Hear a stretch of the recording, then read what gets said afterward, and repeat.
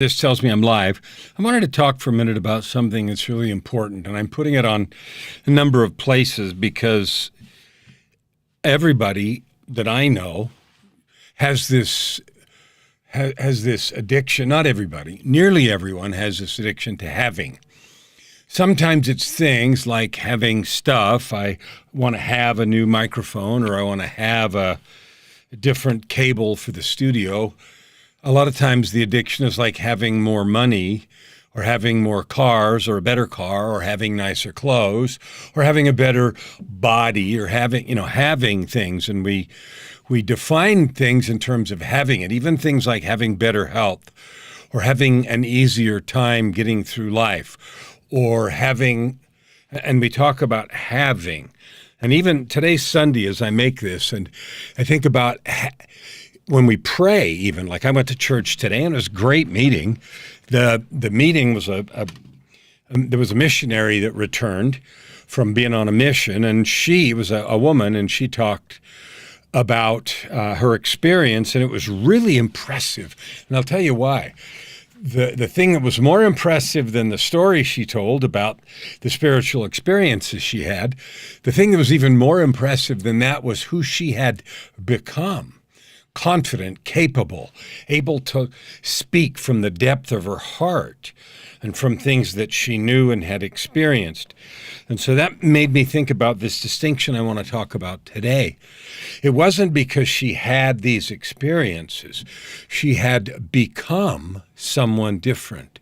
She had become grounded in her belief and knowledge, and it had made her or created her as a different person, and she had done that work.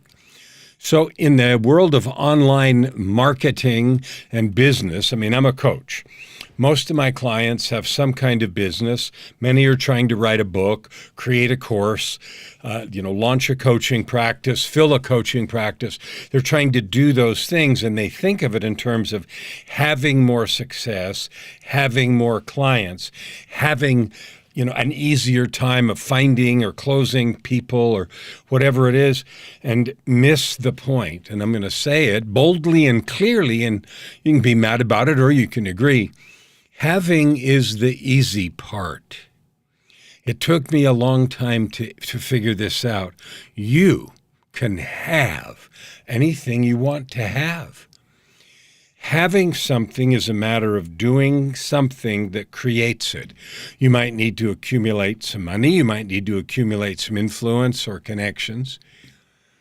And all of those things come from the same thing I experienced with this woman who'd returned from her mission and talked about it today. She had become someone else. Confident, capable, self-assured, optimistic about the future. It wasn't just reminiscing about what she'd done or where she'd been. It was her outlook in life and the possibilities that she could see. And I ask you this, when you think about having something, do you see the true possibility of having it? Do you see it in your being? This is something I've gradually learned over these years. Now, I've started on this coaching journey about 14 and a half years ago. It'll be 15 in September, this coming September, 15 years ago, when I left the other career I'd had for 30 years. So for 15 years, I've been on this journey of becoming the person I am today. Today, I have the same kind of, I really love the talk because it resonated deeply with me. I've become someone else. I have become a person who has a full coaching practice, who's written 16 books with 6 more underway. I've become all this, that, and the other. But the thing is inside, and so you listening, you have every capability, possibility, power to create anything you want. Purpose, prosperity, joy, love, wealth. You in your heart, in your hands, in your being, have the power to create that. If you think, I don't know how, it isn't a question of who's going to give me the answer. It's a question of me or you deciding this is who I am. I am the man or I am the woman who writes a book. That's who I am. And when you make a declaration, then you find the time.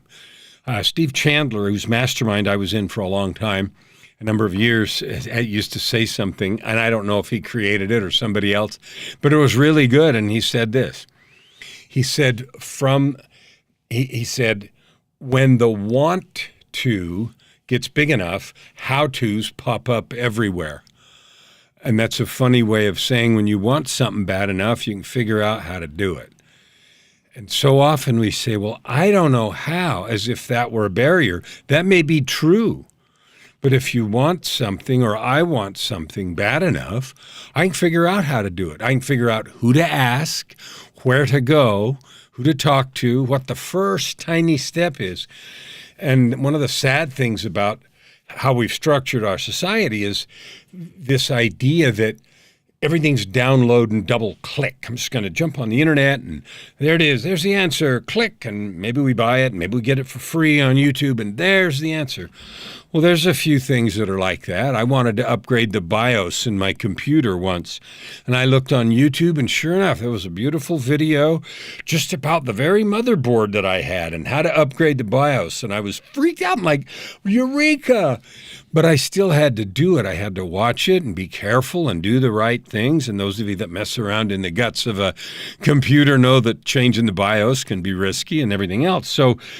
But the instruction was there, and that was my point. I wanted to change it bad enough to go find it, and then bad enough to do it. If you want to be the person who has more money, more success, more happiness, better relationship, or anything else, the only question that matters, and this is going to sound woo-woo and esoteric, but it's true, and I don't know how to say it any different. Who do you have to be, or who do I have to be the person that creates that, to think like that, to search like that, to claw my way to whatever finish line I'm looking for? And that's the principle behind the book, The Results Equation. The results equation is an equation that lets you or me accomplish anything you want. Any goal is achievable with the results equation. And all that is a process of figuring out where you are, where you want to go, and the steps required. And so I just wanted to talk about that because I saw that talk today, and it was clear to me that this woman had become someone else. And then that caused me to reflect on my own journey of the last 15 years of who I have become. And I want you to reflect for you. Who are you being right now? Are you being hopeful, optimistic, powerful, creative? Are you being that person, or are you being fearful, married to excuses, thinking up reasons why you can't or it won't work? I've lived in both those modes. Whether I was a leader in business or a leader of my own life or a leader at home or a leader in the community or even just a leader of myself, the story matters more than anything. So I want to encourage you with all the love that I have. You can have anything you want. The focus is how bad do you want it and who do you need to be to create it. One of the things that's really prevalent right now in the world is fear. Fear. We have an economic struggle. We have inflation. We have baby formula shortages.